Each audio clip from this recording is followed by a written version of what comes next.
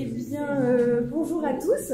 Ravi de vous recevoir aux côtés de la directrice du CJB, de Anouk. Anouk et moi-même, nous sommes extrêmement heureux, et avec l'équipe du CRESC et du CJB, de reprendre ce cycle Les sciences sociales en actes, qui fait sa rentrée aujourd'hui, après 2 ans, avec, non des moindres, deux historiens de renom, une historienne, Jocelyne Darclia, que je ne présenterai pas, je laisserai cette présentation à monsieur Septi, au professeur Septi, qui va la discuter. Donc, juste rappeler que les sciences sociales en acte, depuis 2 ans, en fait, l'objectif de ce cycle, qui est porté à la fois par le CJB, par le CRESC, qui est une association de recherche qui vise à promouvoir les sciences sociales, mais aussi le Centre d'études et de recherche de l'Université internationale de Rabat, avec le soutien de l'Institut français, vise précisément à pouvoir valoriser, diffuser le savoir en sciences sociales, et construit autour de rencontres qui met à l'honneur un chercheur invité par rapport à ses dernières publications qui viennent éclairer une question d'actualité contemporaine ou passée, en tout cas dans la région du Maroc, du Maghreb, ou même dans les compte tenu des prochains invités du continent africain. Donc voilà, je vous remercie, Jocelyne Darclia, d'avoir accepté l'invitation. Je vous remercie, professeur Septi, et je vais vous donner la parole pour présenter ou remettre en contexte la dernière parution de Madame Darclia, qui va être rendue publique début décembre. Elle n'est pas encore disponible en librairie. Normalement, elle est en train d'arriver. En train d'arriver, bon, là, elle va avec nous. Et puis ensuite, nous vous écouterons avant quelques questions et une prise de parole et un échange avec la salle après la présentation et la discussion. Bon, je voudrais tout d'abord remercier le CJB pour m'avoir associé à cette rencontre et pour nous avoir donné l'opportunité d'un premier contact avec cette œuvre toute chaude à sa sortie du four, comme on dit en Darija, au Maroc. Je voudrais aussi féliciter mon ami, c'est une amitié, longue amitié, une trentaine d'années, Jocelyne Darclia, je la féliciter pour l'aboutissement de ce projet. Et je sais très bien que c'est un chantier qui a mûri pendant beaucoup d'années, sans toutefois empêcher la réalisation d'autres projets.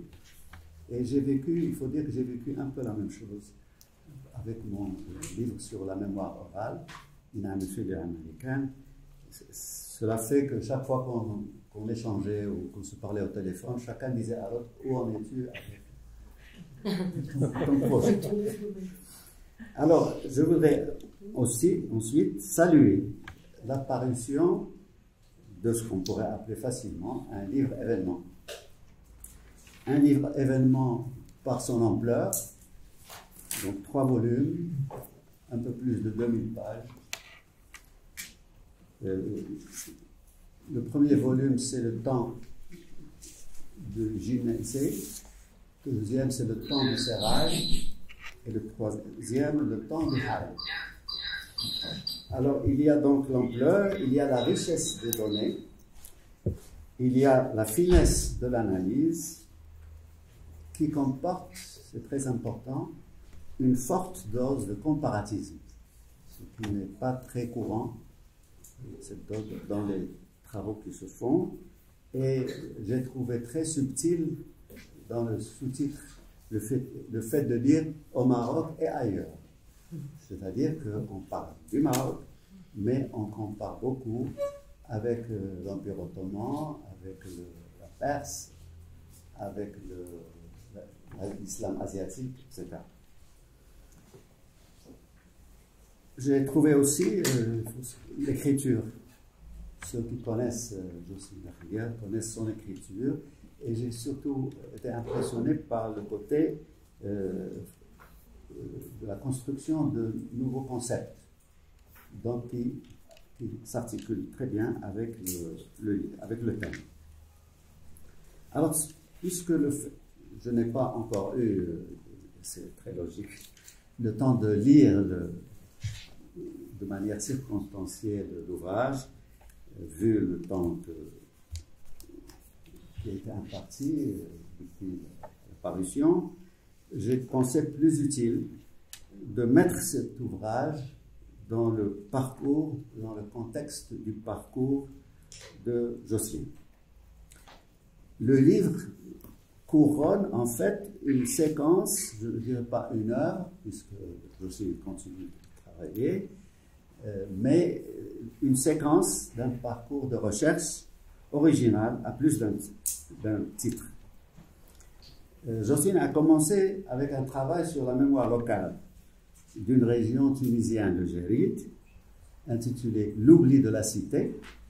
D'ailleurs, ce n'est qu'assez tard que j'ai compris le mot « oubli » qui est très important et le mot « la cité » qui est très important. Cela me fait penser au livre récent de Jacques Gaudi sur le vol de l'histoire, où il dit « La cité, c'est l'antiquité gréco-latine et tout le reste pour l'Occident, c'est du despotisme. » Et tout le reste, c'est-à-dire tout le reste en dehors de l'antiquité gréco-latine.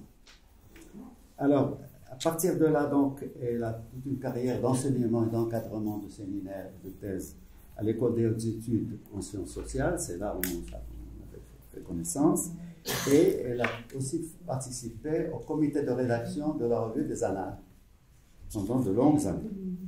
Alors, une série d'ouvrages individuels ou collectifs. Alors, on remarque une pluralité des angles d'observation, c'est-à-dire l'histoire locale, entre le Maghreb et le monde musulman, les Abbasides et les Baramikas, les musulmans et l'Europe, la Méditerranée comme espace de circulation, de tension, etc. Donc une pluralité des angles d'observation, une pluralité de thèmes. La mémoire, le politique et le religieux, la création artistique, la langue, le métissage et la lingua franca, le rapport entre l'arbitraire et la passion. Je crois que c'est l'ouvrage L'Empire des passions qui un peu préfigure le nouvel ouvrage. La révolution tunisienne et les Halles. Alors, les différents chantiers de Jocelyne révèlent, avec plusieurs variantes, une véritable fibre citoyenne qui est explicite pour des thèmes comme la révolution tunisienne ou les musulmans en Europe, et qui est à un autre niveau quand elle étudie l'impact des lieux communs sur le présent, c'est-à-dire l'impact la construction des lieux communs, je reviendrai là, sur le présent. Par exemple, voilà un exemple de cet aspect citoyen. Donc il y a le livre sur l'islamicité. L'islamicité, donc il y a le jeu de mots, cité, islam, cité, ghetto de migration nord-africaine, etc. Alors elle dit par exemple sur l'islam et l'Europe, un musulman peut-il être européen? L'ambition du volume 1, c'est un gros livre en 2 volumes, co-dirigé avec Bernard Vincent et Wolfgang Kaiser. L'ambition est d'expliquer pourquoi cette réalité, c'est ce qu'il appelle dans le sous-titre du livre, l'intégration invisible, est restée ignorée et à quelles difficultés on se heurte à vouloir définir un musulman dans un contexte européen. Ce qui, aujourd'hui comme hier, pose des problèmes éthiques et politiques forts. Alors, dans l'introduction donc du livre du Divan des rois, elle dit que le livre porte sur la manière dont ces motifs ordinaires et récurrents ont pu fonder des positions politiques et susciter le débat public, ouvrir et clore les conflits. Alors, derrière cette variété de thèmes, de variété d'espace et d'époque, il y a un fil conducteur. Alors, le fil conducteur commence d'abord, donc je l'ai un peu décomposé. Il y a un concept central, c'est le concept des lieux communs. Alors, il y a tout un lexique autour du mot lieu commun, les poncifs, les tropes, les topiques, les motifs, les clichés, etc. Le lieu commun, c'est central. Alors, il s'agit de lieux communs construits, elle ne dit pas l'Occident, elle ne dit pas l'orientalisme, mais on comprend un peu, sur le rapport entre le politique et le religieux dans le monde musulman. La perception commune d'une religion qui ne concéderait nulle indépendance aux politiques. Alors, dans le livre Le Vivant des Rois, donc, elle démontre tout le concept de théocratie dans l'histoire musulmane. Alors, cela fait penser à Edward Said, cela fait penser, je faisais allusion tout à l'heure aussi, à Jacques Baudry, l'oubli de la cité. Alors, ces lieux communs qui essentialisent donc l'histoire musulmane, il dit quelque part une essence immuable, crée une méconnaissance. Et cette méconnaissance produit un effet de refoulement et d'oubli.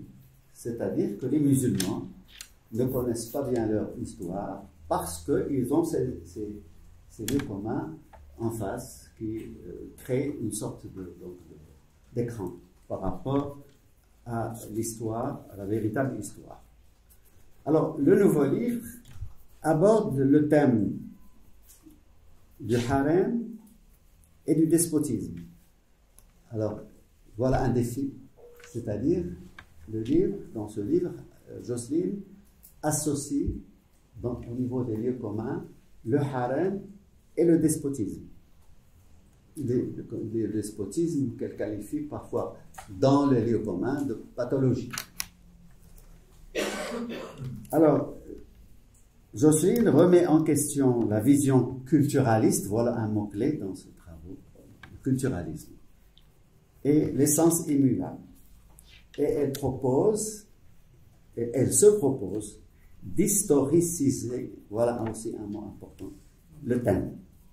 Elle dit quelque part, elle se propose de remettre en mouvement des logiques historiques là où l'historiographie se faisait sommairement culturaliste.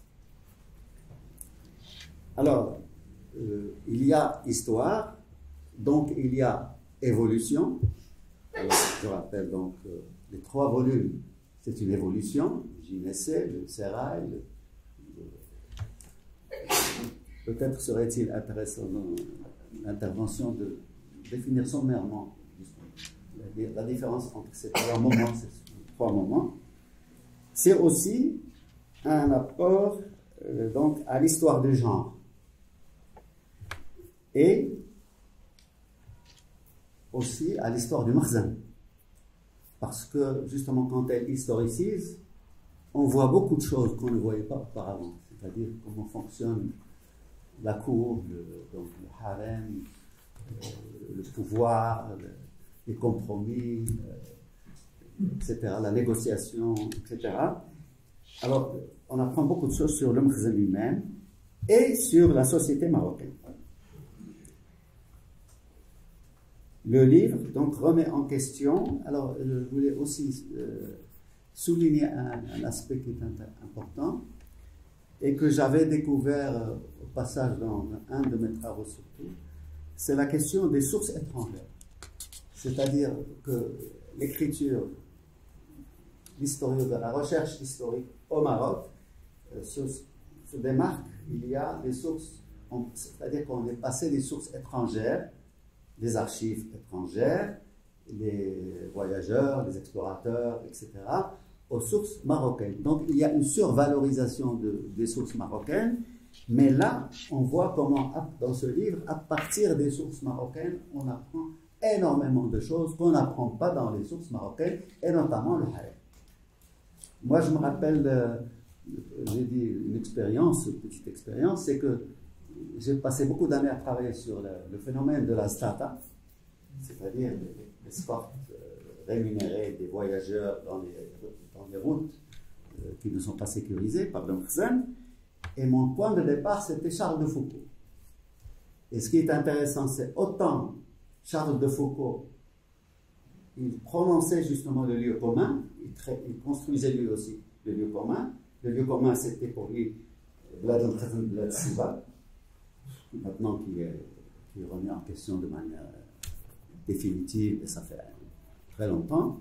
Mais il donnait des genres d'indications que je ne pouvais pas trouver ailleurs. Donc le rapport aux sources européennes notamment, donc les explorateurs, les ambassades, etc., se révèlent dans ce livre extrêmement intéressant.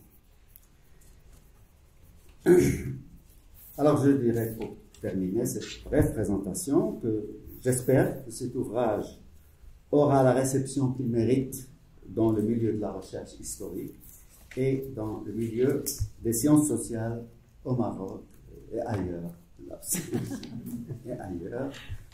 Il a les qualités nécessaires pour stimuler la recherche dans les domaines qui lui sont liés. Et là, je voulais signaler, dans une rencontre, dans un séminaire animé par le collègue Khalid Saadani, qui est une sorte de séminaire d'égo-histoire où les chercheurs se racontent et qui a été publié, dans le tome 1 a été publié, justement, la Tefa Porcini a souligné cet aspect, c'est que autant le mouvement féministe au Maroc connaît une certaine vitalité, autant la recherche historique sur le genre et sur l'histoire des femmes est restée assez embryonnaire. Je vous remercie.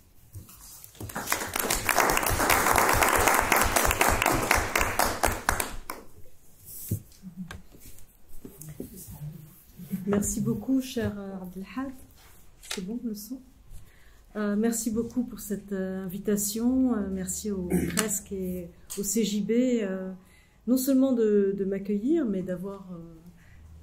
Merci à nous d'avoir soutenu le livre, la parution du livre Harem et Sultan.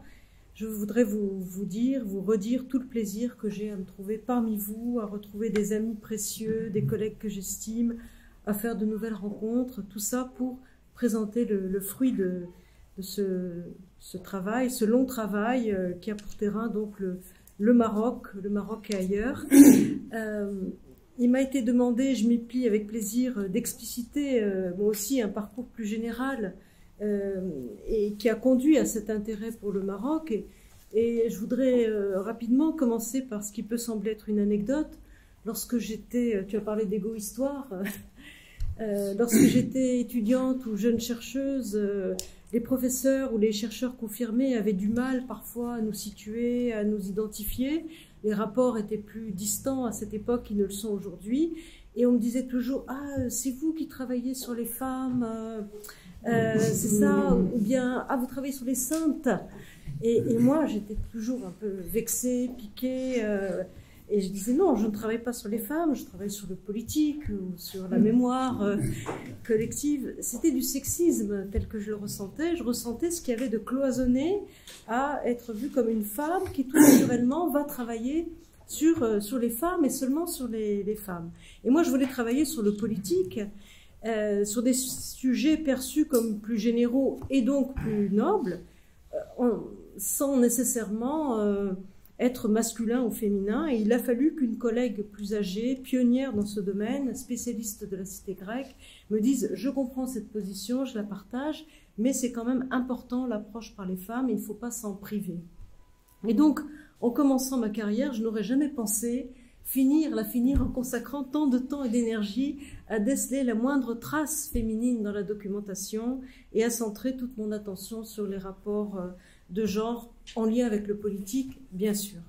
L'époque a changé aussi, il y a eu un déplacement scientifique de nos objets et autre histoire, enfin, pour revenir sur mon début de carrière, ce qui ne me rajeunit pas, je crois qu'on n'avait pas encore fait connaissance à Abdelhad. J'ai publié un article sur l'itinérance du pouvoir au Maghreb, qui est paru en 1988, dans la mouvance du prince, c'était dans les annales. Je lisais beaucoup de chroniques maghrébines de manière extensive, et le phénomène de l'itinérance des sultans m'a intriguée, comme il avait frappé beaucoup d'autres historiens à l'époque, le regretté Abdelrahman el-Moudden, Afif, Nordman, plusieurs historiens ont analysé ce phénomène à l'échelle marocaine, et moi j'y voyais une pertinence même plus large maghrébine. Or, dans cet article, j'ai mentionné, parce qu'il en était question dans les sources, la présence d'un harem itinérant qui accompagnait les sultans ou les bey dans leur marche. C'était des époques où prévalaient les approches par l'anthropologie historique. On anthropologisait beaucoup l'histoire, ce qui a amené à beaucoup la culturaliser au passage, c'est-à-dire qu'il y a un effet finalement assez pernicieux peut-être à la longue de l'anthropologie historique. Et donc, moi j'avais pensé qu'il y avait une raison symbolique à cette présence féminine un peu ostentatoire, un peu paradoxale. On était encore dans une anthropologie structurale avec masculin, féminin, et donc je pensais que ça entrait dans le cadre d'une mise en scène royale, d'une forme de complétude de l'expédition sultanienne. Il ne m'était pas venu à l'esprit à ce moment-là que ces femmes pouvaient être aussi des agents actifs de l'expédition sultanienne, qu'elles pouvaient jouer un rôle politique, rencontrer des acteurs locaux. Les femmes, par exemple, pouvaient recevoir des femmes de notables locaux sous la tente et négocier certaines choses. Ça ne m'était pas venu à l'esprit alors, et je pense que ça n'était venu à l'esprit de personne, en raison du cadre analytique qui était le nôtre. Le troisième point que je voudrais mentionner rapidement, c'est donc, comme l'a rappelé Abdelhad, que ça s'inscrit dans une série de travaux avec un fil directeur politique qui finalement m'a conduite au harem et au Maroc. Dans la décennie des années 1980, la question de la segmentarité triomphait. On l'a bien oublié depuis, et heureusement. Il y avait certes un débat, et notamment les universités maghrébines contestaient beaucoup ces approches. Il y avait toute une discussion, mais dans les universités anglophones et francophones, aux États-Unis, en Grande-Bretagne, en France, en Italie, on testait partout l'hypothèse segmentaire, c'est-à-dire l'idée de sociétés qui auraient pu se gouverner sans État, voire de sociétés contre l'État, selon la formule de Pierre Clastres, dite segmentaire. Bon, je pense que ce qui était en jeu, en fait, derrière, c'était le post-mai 68 et une contestation de l'État interne aux sociétés occidentales, projetées sur des sociétés autres ou considérées comme telles. Mais moi, j'ai toujours vu de l'État à des degrés divers dans les discours historiques ou dans les discours sur l'histoire, fût-ce pour le rejeter, fût-ce pour le contester. L'État pouvait être haïssable ou exécrable, mais il y avait toujours un rapport à l'État. Et donc, j'ai commencé par étudier une société réputée contestataire, et j'ai vu que la contestation pouvait s'exprimer aussi par l'oubli ou par le silence. Et ensuite, j'ai eu envie d'aller à l'autre bout de la chaîne de ce lien politique, c'est-à-dire regarder du côté de l'État comment il considérait les mondes sujets et le discours sur les sujets. Et là, j'ai découvert avec passion la littérature de Conseil au Prince, l'éthique des rois. Ça m'a inspiré, qui m'a passionné, et ça m'a inspiré notamment ce livre, Le Divan des rois, où j'ai voulu défendre, entre autres, l'idée qu'il existe une distinction dans les sociétés islamiques entre le religieux et le politique. Cela parce que nous travaillons toujours sous la pression, effectivement, de préjugés et d'idées toutes faites qui sont toujours accusatrices. Donc toujours avec un souci civique. Et là, on avait un corpus très étendu qui parlait de justice, qui parlait de bon gouvernement, qui parlait d'obligations envers les sujets ou d'obligations envers les gouvernants, et qui ouvrait des perspectives intemporelles et universelles, d'où la propension justement à comparer, créer des souligner les transversalités et non pas s'enfermer dans les spécificités. Après ce livre, j'en ai fait un second en restreignant la visée cette fois à un seul motif, celui du sultan sous emprise, sous l'emprise d'un favori, l'idée que le royaume part en catastrophe lorsque le monarque est sous l'emprise d'un favori, plus rarement d'une favorite. Je montrais qu'il y avait là une histoire récurrente à travers les époques et les sociétés, celle d'un monarque possédé par la passion et qui, sous la dépendance affective, l'affect envers un favori, lâchait les rênes du bon gouvernement, menait le pays à sa perte sans s'occuper de ses sujets. Donc il y avait là un discours stéréotypé et codé, mais qui était un discours de la crise de l'État. Et de ce discours de la crise, de la déroute, la pensée politique européenne avait fait une analyse structurelle de l'État, une analyse pérenne de l'État. Donc une narration de crise avait été transposée en fonctionnement ordinaire de l'État et en structure ordinaire de l'État. Et c'est au fond ce que j'essaye d'analyser dans ce dernier livre, qui est en quelque sorte le troisième tome d'un triptyque, faire la part d'un discours endogène qui peut être un discours de crise et d'un discours d'assignation au despotisme des orientaux ou des musulmans par les Européens comme structure et structure pérenne, intemporelle. Et donc la visée s'est resserrée là, l'enquête s'est resserrée autour de la question du harem comme sous-produit en quelque sorte de l'artefact du despotisme. Alors, harem et sultan, je sais que ce titre à lui seul peut être vu comme une provocation, il y a un jeu ambigu sur l'orientalisme. Ce titre, c'était le choix de mes éditeurs, mais je l'assume. Et le propos, c'était effectivement de partir de nos implicites orientalistes, de vérités reçues, de préjugés et d'expliciter, de mettre à plat tous les implicites avec leurs effets pervers, délétères, qui découlent de ces deux schèmes historiques systématiquement associés aux sociétés islamiques, le harem et le despotisme. Alors, je n'hésite pas à dire que l'énergie qu'il a fallu pour faire ce livre est venue d'une souffrance personnelle, d'une souffrance que beaucoup d'entre nous partagent, face à la constante définition de ces sociétés comme des sociétés bloquées, dysfonctionnelles, voire des sociétés malades.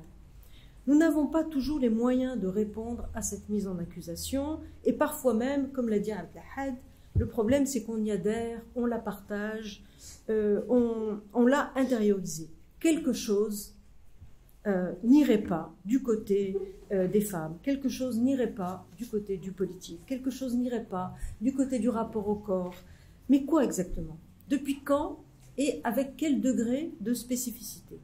En tant qu'historiens ou historiennes, nous sommes constamment tenus de répondre à ces pathologisations de l'histoire islamique au sens large dans le discours public, alors que par nos recherches, par nos pratiques, nous voyons souvent se dessiner de tout autre schéma. Et cette vision d'un monde bloqué, elle se trouve de plus en plus dépassée dans la recherche historique.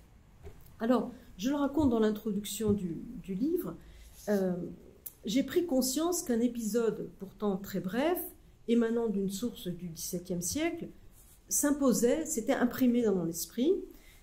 Il s'agit de Germain Mouette, qui est un captif français au Maroc au XVIIe siècle. Et Mouette, dans ses mémoires, raconte incidemment que le sultan Moulay Ismaïl, comme d'autres gouvernants, avait été contesté par des rivaux après son avènement en 1672 et qu'il avait dû lutter pour s'imposer. Donc une situation de rivalité pour le trône tout à fait banale et qui suffit d'ailleurs à questionner le schéma du despotisme comme pouvoir écrasant, inexpugnable. Et donc, au cours d'une de ces luttes pour le trône, dans la région de Marrakech, le sultan en titre avait dû s'enfuir de nuit dans les montagnes, en plein hiver, avec sa suite. Et au cours de cette chevauchée nocturne, une des femmes de sa suite était tombée dans la neige et on ne l'avait jamais retrouvée, souligne Germain Mouette, en s'appuyant sur des témoignages locaux. Et ça, c'est important par rapport à ce que tu as dit sur les sources endogènes C'est-à-dire que les sources européennes, souvent, elles-mêmes reprennent des informations locales. Et donc cette image mentale tout à fait saisissante s'est imprimée en moi, l'image de cette femme à pied ou tombée de sa mule, on ne sait pas, mais tombée dans une congère en pleine nuit, dans la montagne, en fuite. Cette image m'a poursuivie parce qu'elle suffisait à contredire tous nos présupposés du harem, puisque nous avons immédiatement à l'esprit des femmes certes enfermées, des corps statiques, voire prostrés dans la sédentarité, mais aussi nous avons à l'esprit un monde protégé, un monde bien gardé, de sécurité, le palais bien gardé. Là, on a au contraire des femmes en mouvement, directement, physiquement exposées au danger, amenées à s'engager physiquement dans une forme d'errance, donc au péril de la vie. Cet épisode combattait aussi l'idée que la vie d'une femme ne comptait pas. Et on a souvent en tête l'idée des femmes innombrables, une de plus, une de moins. Elles auraient été, au fond, substituables les unes aux autres dans beaucoup de discours sur le harem. Une de plus, une de moins n'aurait pas fait la différence. Là, on constate au contraire que la vie d'une seule femme, certes restée anonyme, on ne connaît pas son nom, mais une seule femme compte au point qu'une tradition narrative transmet cet épisode jusqu'à sa reprise par le chroniqueur français. Et donc, cette histoire amène à questionner nos préconçus sur le despotisme. Si on pense au despotisme comme le conçoit le XVIIe siècle européen, ou l'époque moderne européenne en tout cas, on a surtout en tête l'Empire ottoman, avec ce palais de Topkapı, où le sultan est toujours caché, invisible, niché, et il mène une vie sédentaire et mystérieuse pendant que son entourage s'active dans les coulisses et pendant que les femmes, comme les eunuques, intriguent dans l'ombre. Donc sédentarité, pouvoir de l'ombre, c'est l'image qu'on se fait a priori des pouvoirs islamiques en tant que pouvoir despotique. Et dans l'Antiquité, là je reviens à Jacoudi évidemment, dans l'Antiquité c'était le pouvoir perse tapi dans son palais, opposé aux Grecs. Et or là, despotisme ou non, le sultan devait chevaucher à travers son royaume pour assurer sa prééminence, pour s'imposer, et il pouvait vaincre comme il pouvait être mis en déroute avec ses troupes et toute sa suite, ainsi que le montre l'exemple cité. Donc ça amène à questionner aussi la nature de ces pouvoirs marséniens qui se jouaient si fréquemment dans l'affrontement sur le terrain avec plusieurs compétiteurs et d'ailleurs avec souvent plusieurs sultans autoproclamés, souvent avec des pouvoirs en fait multiples. Donc ce n'était pas la révolution de palais qu'on a en tête lorsqu'on pense au cliché du despotisme, cette instabilité des coulisses. Là, on avait une forme de mise à l'épreuve plus structurelle et publique à laquelle participaient directement les sujets. Les tribus de telle ou telle montagne étaient partie prenante. Ce n'est pas par hasard qu'ils s'enfuient dans telle montagne, dans telle région, c'est parce qu'il y a des alliés, il y a des oncles maternels, il y a des soutiens. Et donc, les sujets pouvaient donner asile à un prince ou même susciter sa candidature, aller réveiller tel ou tel frère du sultan pour lui dire « allez, vas-y ». Donc, des épisodes de ce type où le détenteur du trône est mis en déroute, on en retrouve constamment. Et ça amenait à s'interroger sur un pouvoir plus mobile, au sens à la fois de la circulation et au sens de la l'habilité, plus conditionnel et conditionné qu'on ne pouvait le penser a priori, peut-être sans doute plus instable, mais l'instabilité, comme j'essaierai de le montrer, peut avoir une valeur tout à fait positive, puisqu'elle peut être imposée par les sujets qui, en quelque sorte, tentent d'imposer leur choix, tentent d'initier leur choix. Donc, une partie des femmes étaient amenées à s'exposer physiquement, comme les gouvernants, ou une partie des femmes, en tout cas, étaient amenées à partir en expédition. Pour en donner un exemple concret, j'ai emprunté ces images à Jean Moquet, au XVIIe siècle, donc là, on voit une expédition avec des chameaux, les femmes en palanquin. Autre image avec, vous voyez les femmes là à l'intérieur du palanquin. Là, c'est encore plus net, avec une représentation très primitiviste des troupes d'Arabes, donc des gens de tribus qui sont à moitié nus, mais qui montrent qu'il y a une proximité physique des femmes et de ces hommes, enfin une très grande proximité physique. Et je rapprochais ça d'un trope littéraire, non pas d'un épisode concret rapporté dans une chronique, mais d'un trope du bon gouvernement tel que le produit la littérature de conseil aux princes, tel que le déclinent aussi certaines chroniques, en l'occurrence des chroniques marocaines. La définition du bon monarque dans ces corpus, ça peut être qu'il assure la sécurité des routes. Ça, c'est quelque chose qui revient de manière récurrente, la sécurité des routes. Dans toute la littérature politique islamique, ça revient de manière absolument standardisée.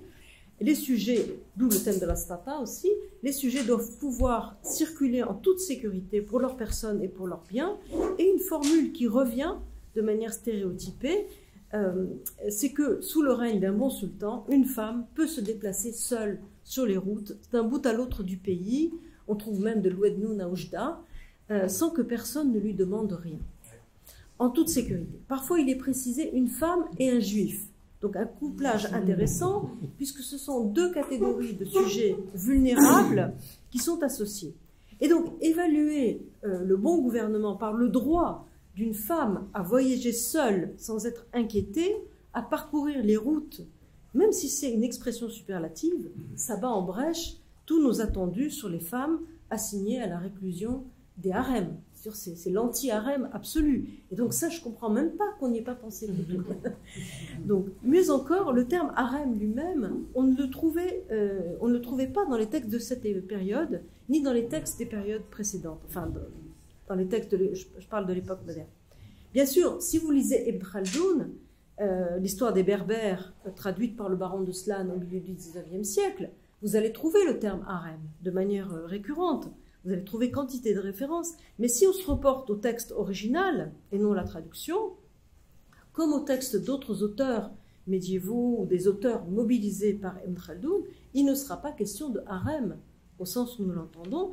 Ces littérateurs, ils parlent des femmes, haram, ils parlent des épouses, ils parlent des concubines, des compagnes des sultans ou de leurs parentes, ils parlent de hadaya, mais ils ne parlent pas de harem au sens où nous l'entendons aujourd'hui comme un ensemble de femmes, voire un lieu spécifique pour les femmes.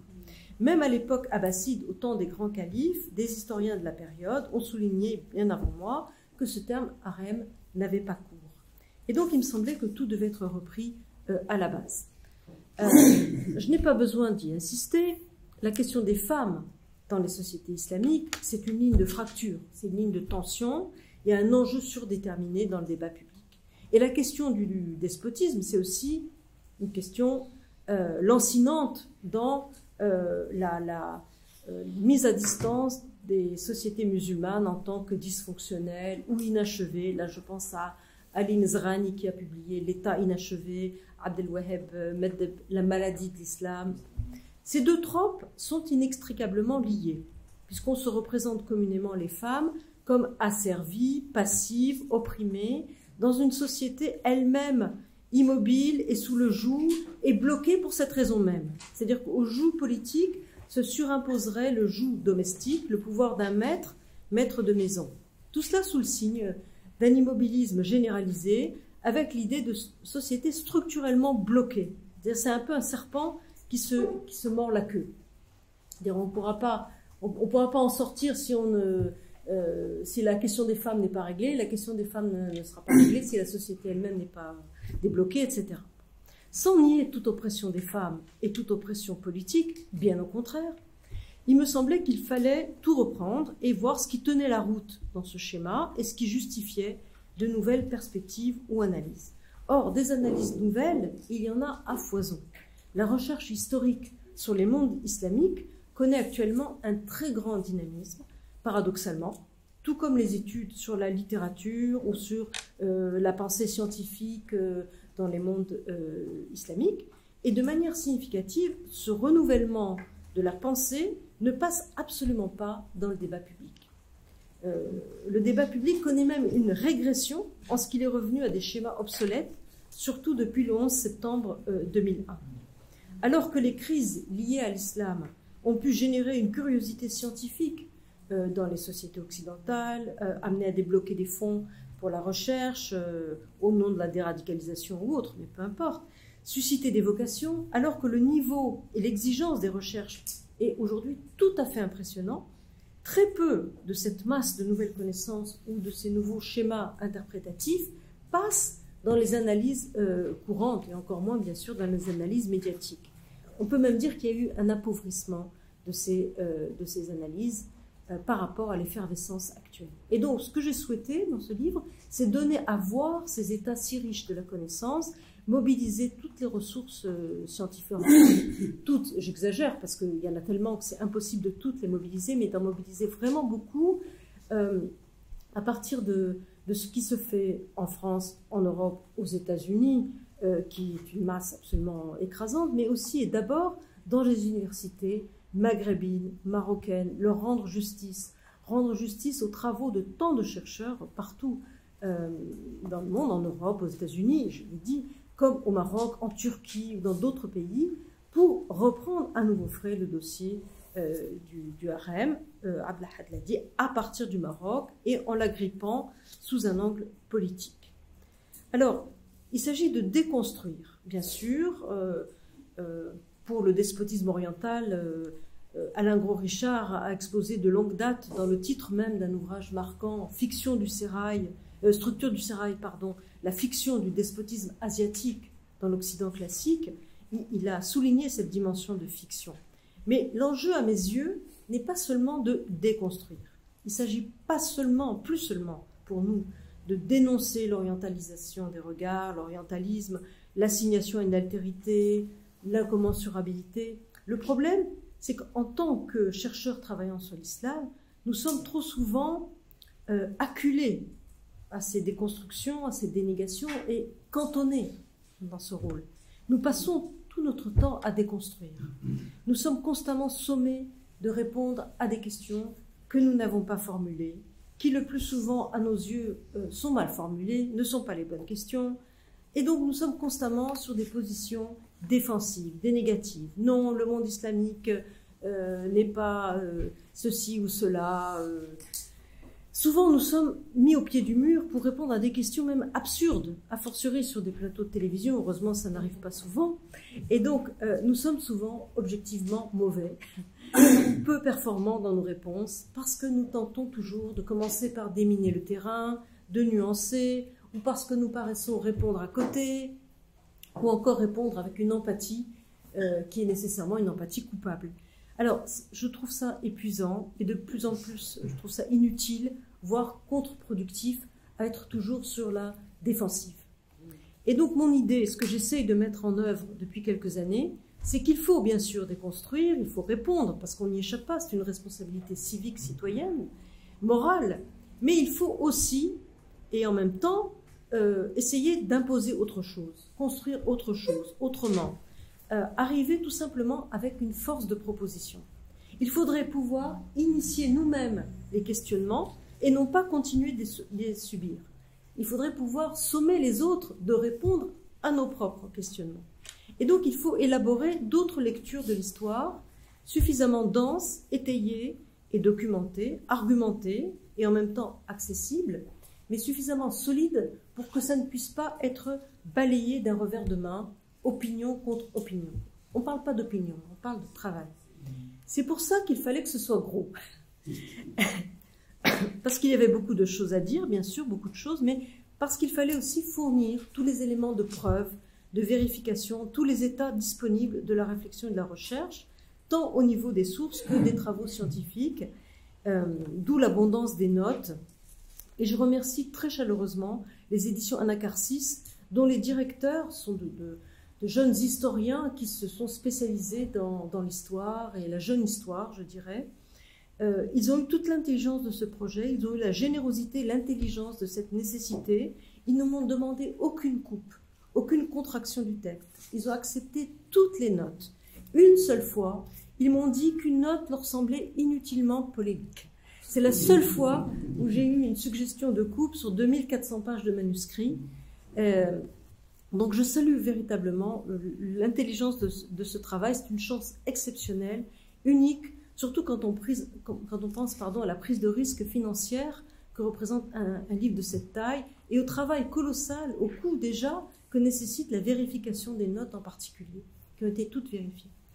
J'ai travaillé, comme l'indique le sous-titre, à partir du Maroc, donc dans une constante comparaison, un constant va-et-vient avec d'autres contextes du monde islamique ou en dehors du monde islamique, dans la mesure où j'avais les moyens de ces comparaisons. L'idée, c'était de sortir de toute façon d'une verticalité culturelle, culturaliste, et de prendre les problèmes dans leur transversalité et surtout dans leur contemporanéité, de comparer entre elles des sociétés contemporaines. Le Maroc lui-même ne peut plus s'étudier de manière insulaire. Et je me souviens d'une table ronde organisée par notre ami Abdelmejid Qaddouri sur le transnational dans le cadre des rendez-vous de l'histoire du Maroc. À suivre simplement les divers agents et agentes de cette histoire, à partir du Maroc, on se transporte en Orient, en Amérique, en Europe, en Turquie. L'observation elle-même commande de déplacer le regard parce que les acteurs, les actrices circulent. Alors, je ne postule pas une identité unique, commune du monde islamique, c'est important de le préciser. Il y a d'ailleurs des pratiques semblables qu'on retrouve parfois en Europe. L'itinérance royale que j'ai mentionnée, elle se retrouve également en Europe pour les périodes médiévales et modernes. Donc, mon propos est toujours d'historiciser, non pas de culturaliser. Et c'est pourquoi je dois expliciter mes choix pour l'iconographie. Donc il y a 300 images dans le livre, et l'enjeu c'était de sortir, il y a aussi une enquête iconographique, un contre-orientalisme si vous voulez. L'idée c'était de sortir d'une iconographie orientaliste pour la représentation du harem, mais aussi du despote. Et pour l'anecdote, voici le tableau par lequel France Culture a illustré la présentation du livre qui m'a été demandé le 25 octobre dernier, donc pour une émission de radio. Je ne sais pas si... Oui, voilà. Donc, c'est exactement le contraire de ce que j'essaie de dire. Ça montre à quel point l'imagerie orientaliste sature notre perspective visuelle. Autre exemple, en 2017, une intervention que j'ai faite dans une université populaire, enregistrée par France Culture. Le titre était pourtant « Le harem et le rôle politique des femmes ». Voilà. Alors, je ne porte pas un regard sévère, je ne veux pas dire qu'ils n'ont rien compris, je veux dire qu'il y a une logique distincte et autonome du visuel. Et on a du mal à se déprendre de ces images qui ont complètement envahi notre perspective. Le problème, c'est donc l'emploi systématique et souvent anachronique de cette iconographie orientaliste tardive, hors contexte, qui a pour effet, si on y réfléchit, de fortement culturaliser le monde islamique, de le rabattre sur une vérité unique et haïssable. Toujours ces femmes alanguies, déshabillées, offertes, en plus avec une racisation systématique, puisque souvent il y a, voilà, là, il y a un personnage noir, il y a souvent les femmes noires en tant que domestiques et esclaves. Et le problème, c'est que sur le Moyen-Âge, notamment, il n'y a pas beaucoup de miniatures ni d'illustrations. On est dans des sociétés aniconiques, donc la tentation est grande d'aller importer des images en les prenant un peu n'importe où. J'ai donc essayé de m'en tenir à une stricte chronologie, illustrer chaque période par des images produites dans la période concernée, autant que possible. Il y a quelques exceptions signalées. D'autre part et surtout, j'ai tenu à mettre en valeur une iconographie riche qui fasse texte par elle-même et qui nous lave les yeux, donc des références à l'orientalisme, hypersexualisé, hyper-érotisé. Il s'agissait de montrer autre chose que la réclusion féminine par l'image et de remettre l'orientalisme à sa juste place et dans sa période. Alors, notamment, je me suis beaucoup intéressée à la question de la production des images avec tout le rapport entre l'illustrateur et les modèles. Comment est-ce qu'ils trouvent les modèles, dans quel cadre, dans quel rapport de domination ou pas, dans quel rapport mercenaire ou pas. J'ai mobilisé donc toutes les images que je pouvais trouver sur le Maroc ou sur le Maghreb, en retenant des illustrations pertinentes, produites par des littérateurs ou voyageurs occidentaux, mais aussi des images produites dans des sociétés islamiques, ottomanes, séfévides, moghols. Et dans ce cas, je les ai retenus, non pas pour leur pouvoir d'illustration directe, pas en disant, voilà, c'est le Maroc, mais pour un pouvoir d'évocation. C'est-à-dire que je distingue entre illustration directe et évocation. Là, par exemple, l'image n'est pas très bonne, je m'en excuse, je n'ai pas retrouvé facilement l'image originelle, mais elle est dans le livre. Ça, c'est un dessin de Peter Mundy qui évoque les différentes façons de voyager des femmes en Inde. Et on voit tout de suite l'histoire sociale qu'il a essayé de mettre en évidence, c'est-à-dire que vous avez un premier personnage qui est complètement voilé, qui va sur un cheval ou une mule, vous avez un autre personnage féminin qui va visage découvert sur un bœuf, vous avez d'autres femmes de moindre statut qui vont à pied, l'une tient un enfant et l'autre qui est enceinte marche à pied, donc pénibilité de la marche, mais ce sont visiblement des femmes de moindre statut, et vous avez une femme ou un personnage en palanquin juste derrière. Et on retrouve ce même type de différence sociale pour le cas du Maroc. Donc là, je dis, c'est semblable. Autre cas de figure, là, on est dans la différence a priori. Là, c'est une illustration qui représente, toujours du même voyageur Peter Mundy, dans l'Inde moghole, cette fois, au XVIIe siècle, pardon. Cette fois, il décrit, il évoque... Ah non, pardon, excusez-moi, c'est pas Peter Mundy, cette fois, c'est Niccolo Manucci, pardon, qui évoque les gardes féminines armées de l'Empire moghol. Ça, c'est la garde en chef, qu'on appelle Ourda Beghi ou Urdu Beghi. On le voit mal, mais elle porte devant elle une lance. Et donc, c'est une garde féminine voilée. Et je l'ai évoquée parce que j'ai croisé dans des sources qui datent du règne de Moulay Ismaïl, j'ai croisé la mention de femmes portant le sabre à la cour marocaine. Et sans savoir s'il y avait des gardes féminines armées, je n'en ai pas trouvé d'autres mentions. Donc je dis, on ne sait pas s'il existait des gardes féminines armées, mais on sait qu'il en existait à la cour moghole, et en voici une illustration. Et ça aussi, ça contribue à casser nos préjugés sur les harems, donc avoir des femmes qui pouvaient défendre le palais, ou au moins les espaces féminins du palais. Et vous notez que c'est une femme à cheval qui enfourche sa monture, elle ne monte pas en Amazone, et ça aussi c'est un point intéressant. On retrouve ces postures corporelles au Maroc, ça c'est une illustration du Maroc au XIXe siècle, à la fin du XIXe siècle.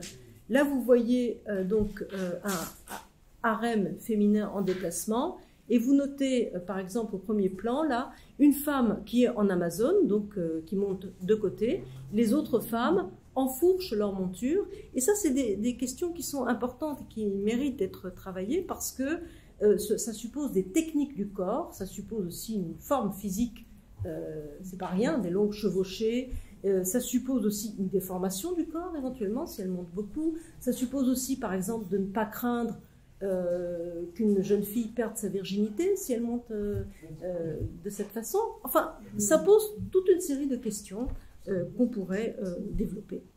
Alors, cette asymétrie dans le capital iconique, elle est importante.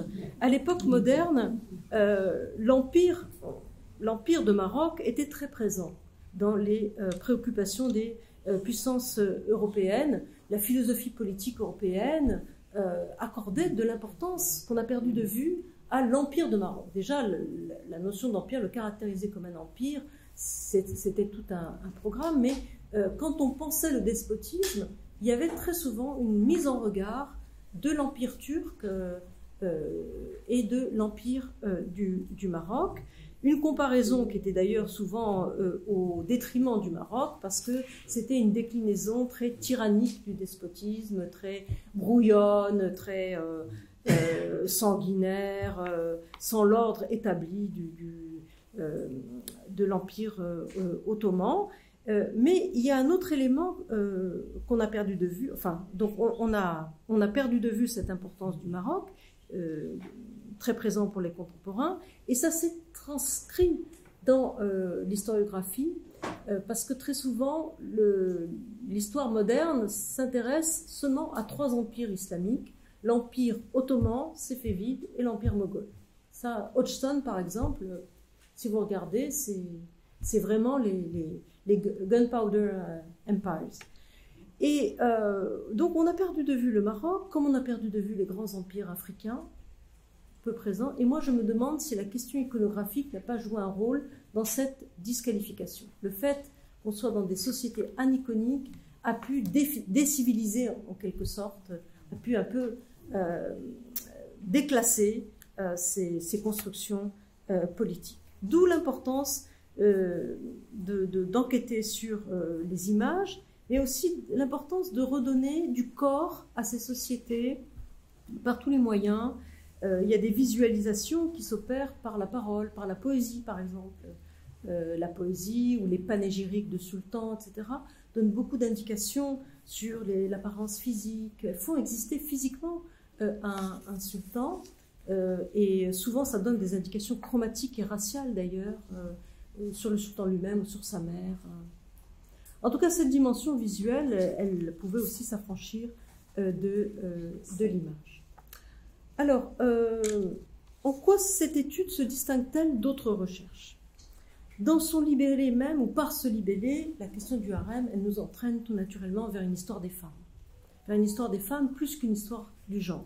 C'est-à-dire qu'on postule, bien sûr, les femmes au premier chef et la pertinence même de la notion de femme. Il y a eu notamment une recherche marquante sur l'Empire ottoman, l'étude de Leslie Pierce, parue en 1993, qui a été suivie de toute une série d'études sur différentes dynasties mogholes, fatimides, et l'objet lui-même commande un cadre dynastique assez classique, s'inscrit généralement dans une chronologie politique assez classique. Alors, en quoi mon travail, à partir de ces études à la fois dynastiques et d'histoire des femmes, en quoi il se distingue ? Il y a deux points axiaux, je pense au moins qui le différencient. Le premier, c'est que justement la plupart de ces études, aussi inspirantes soient-elles, s'enferment dans le cadre du palais, s'enferment dans le cadre d'une dynastie et s'intéressent, disons, aux rapports de pouvoir internes, à des rivalités ou à des jeux de pouvoir internes. On étudie le harem comme un des rouages de l'État, mais au sein d'une conception internaliste en quelque sorte. L'appareil de pouvoir est pris comme un monde en soi.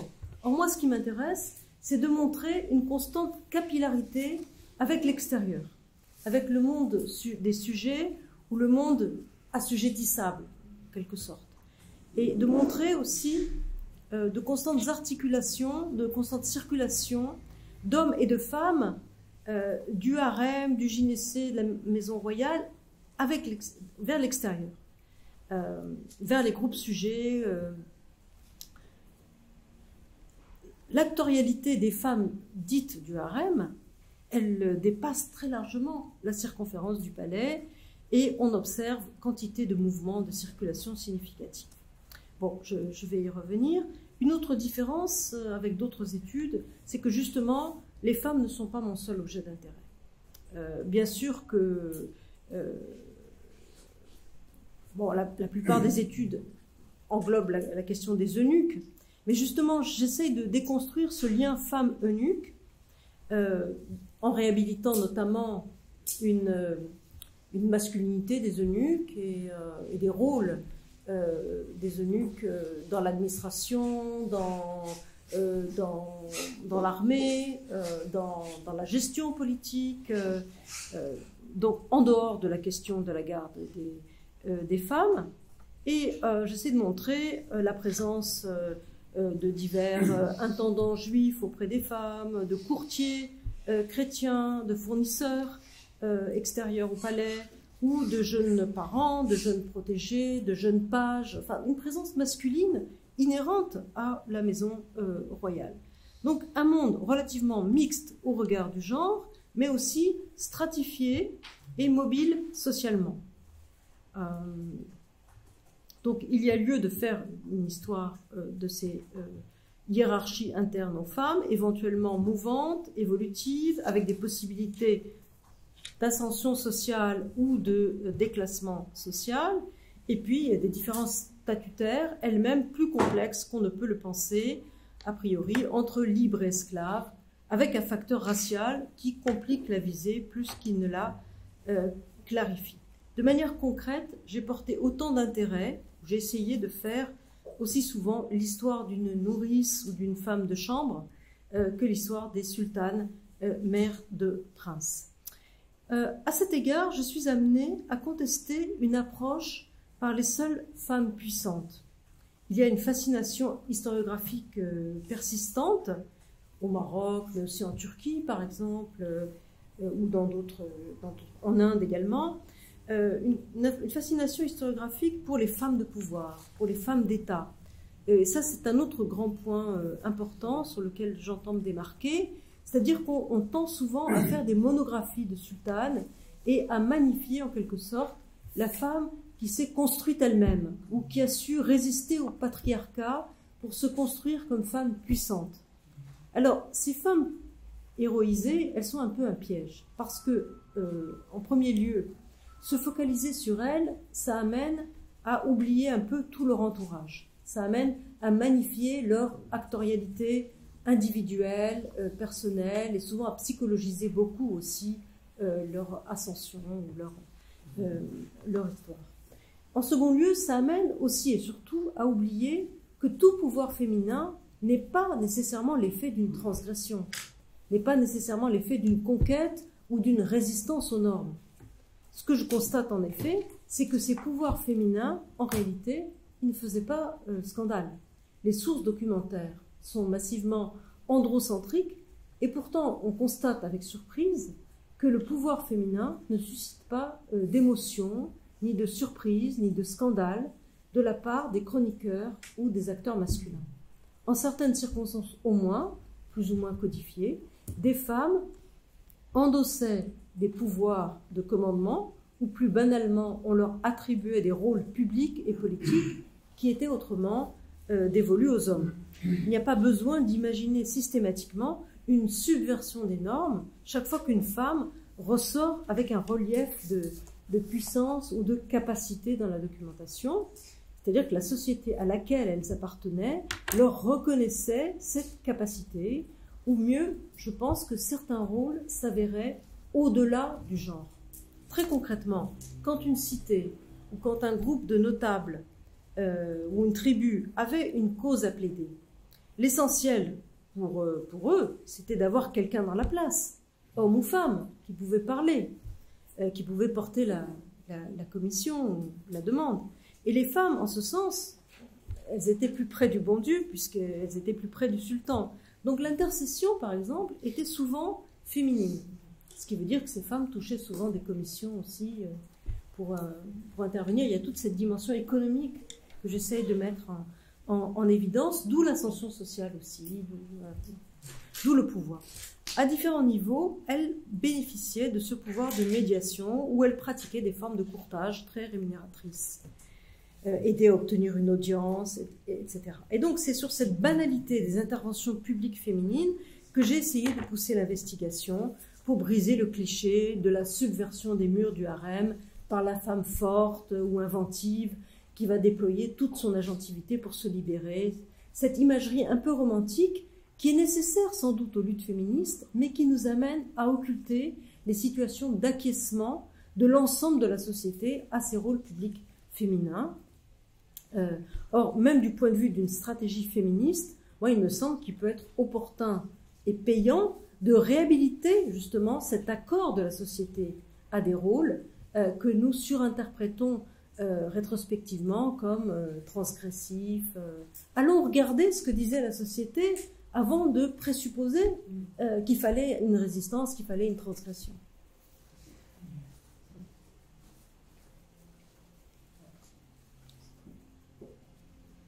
Alors, comment fonctionnait, je vais essayer de contracter rapidement mon propos pour qu'on ait le temps de discuter.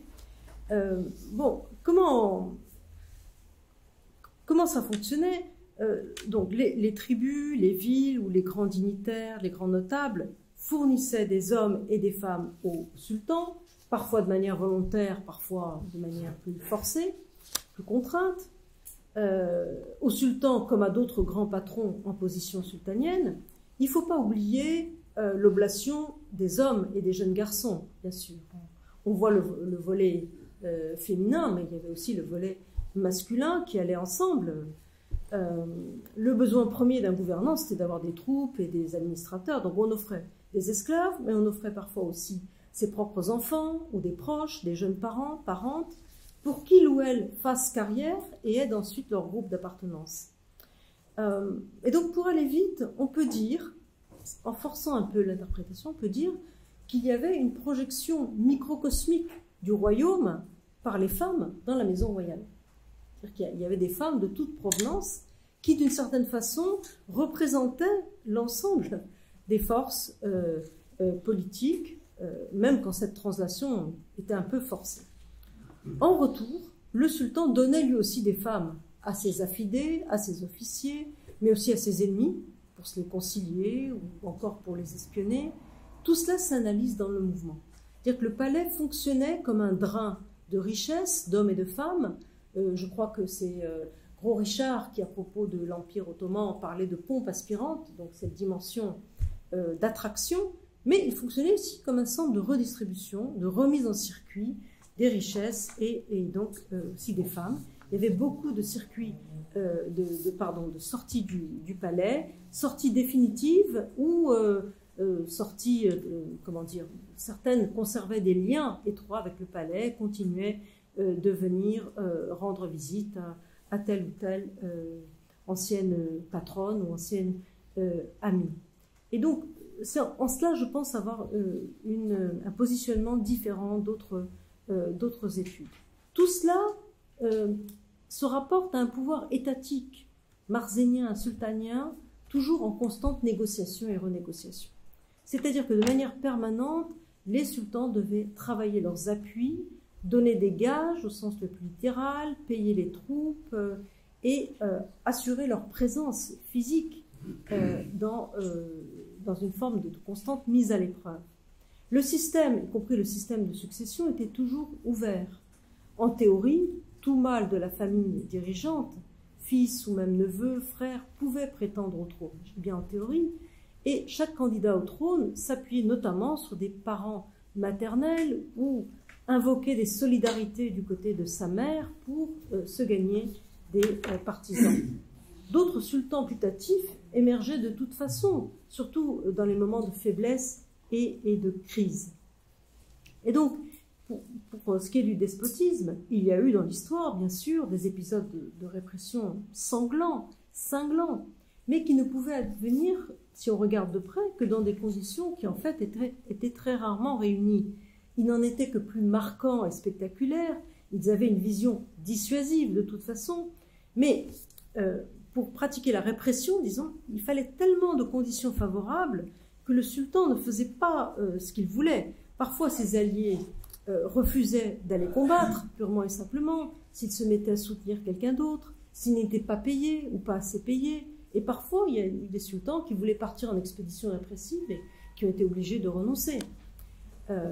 Il est impensable aussi qu'un détenteur du trône ait pu disposer de la vie de ses sujets aussi légèrement que le prétendaient certains littérateurs occidentaux qui parlent de 300 exécutions par jour, le matin au petit déjeuner, pour le cas de Moulay Ismaïl ou Moulay Abdallah, par exemple, les sultans aux mains baignant dans le sang. Bon, ça a pu arriver une fois, mais si ça avait été une habitude, le soulèvement aurait été général et immédiat.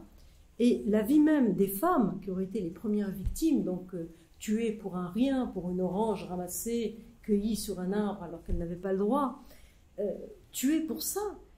La vie de ces femmes était protégée si elles avaient des appuis. Je veux dire, la vie d'une petite esclave, même la vie d'une esclave noire, au temps de Moulay Ismaïl, il y avait derrière tout le groupe des Bukhari.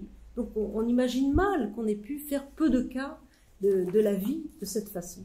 Donc au bout du compte, ces éléments de despotisme, non seulement ils sont rapportés à la brutalité, à la brutalisation des corps qui était banale à ces époques, donc sans spécificité nécessaire ni du Maroc ni du monde islamique, mais ils sont à rapporter à des crises qui sont nécessairement très pointues, très resserrées dans le temps. Et donc, au bout du compte, au lieu de lire ces faits d'instabilité à la tête de l'État sous le signe d'une faiblesse, d'une déficience, moi je pense qu'on peut y voir l'effet d'une implication constante des mondes sujets. non pas toujours une résistance à l'État, mais une négociation du lien politique. Il y avait toujours la menace de soutenir un autre candidat, y compris en suscitant cette candidature. Et dans ces négociations, des femmes étaient constamment présentes, y compris au niveau le plus humble, tant au palais que dans le pays. Par exemple, rituellement, pardon, ça c'est encore des images de déplacement dans le pays. Oui, ça c'est autre chose. Je vais essayer. Voilà. Là, c'est une image qui est assez stéréotypée. C'est la vieille femme qui vient s'adresser directement au sultan. J'ai pris cette image, je l'ai empruntée à des exemples séfévides, mais ça illustre des cas de figure absolument récurrents, tant dans la littérature de Conseil au Prince que dans les chroniques. Des femmes vont s'adresser directement au sultan sur son passage. Au Maroc, par exemple, rituellement, quand une tribu vient demander grâce après un soulèvement, ou quand elle veut présenter une requête, elle envoie des femmes. Éventuellement, elle envoie aussi des enfants qui portent des planchettes du Coran, mais les femmes, elles, à la différence des enfants, sont susceptibles de prendre la parole, d'argumenter, de présenter directement un argument en s'adressant au sultan. Et donc c'est sur ces interactions et sur ce jaillissement d'une parole féminine directe face au sultan, à visage dévoilé, c'est là-dessus que j'ai souhaité mettre l'accent, sur l'interpellation réelle ou allégorique du sultan par des femmes qui sont souvent des femmes du peuple. C'est-à-dire quand on pense harem, on a cette vision élitaire, mais tant par le recrutement, c'est-à-dire qu'on envoie des femmes de toutes conditions, ou on rapte des femmes de toutes conditions, mais il y a aussi cette interaction avec les femmes du peuple, et qu'on veut des femmes du peuple, qui définissent cette immense construction qui a fini par prendre le nom de harem. Voilà. Je me demande s'il ne faut pas que je m'arrête ici. Oui. Je compléterai avec plaisir dans les questions.